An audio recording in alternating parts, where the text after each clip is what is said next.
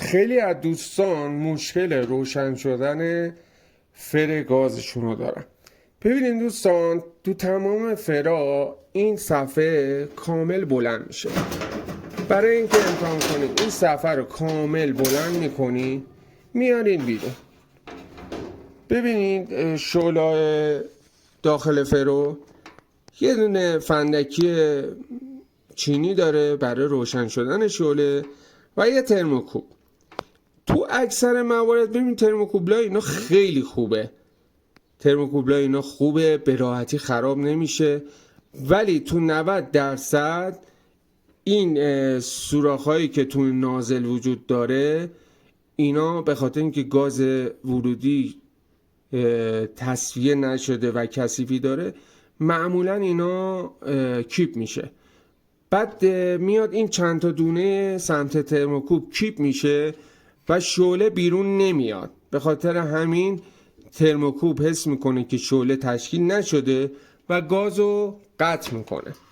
ببینیم به این صورت الان شعله کاملا داره کار میکنه. ببینیم شعله کاملا داره به ترموکوب میخوره. بعضی اوقات چینی فندکتون میخوره، جرقه میزنه ولی روشن نمیکنه.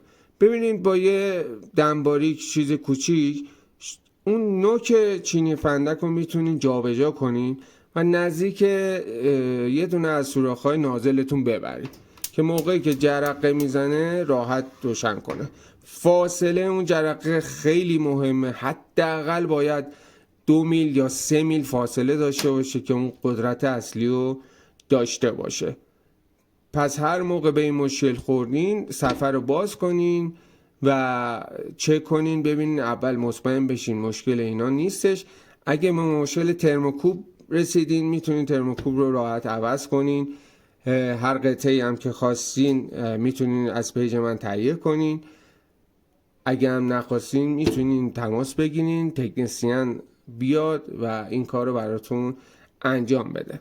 اگه از این پست راضی بودین و تونسته باشم یه کوچولو کمکتون کرده باشم تو این شرایط اقتصادی بتونین خودتون گازتون رو درست کنین، پیج منو فالو کنین، این پست هم لایک کنین و برای دوستانتون هم بفرستین که اگه اونا همچین مشکلی دارن بتونن راحت اونو برطرف کنن.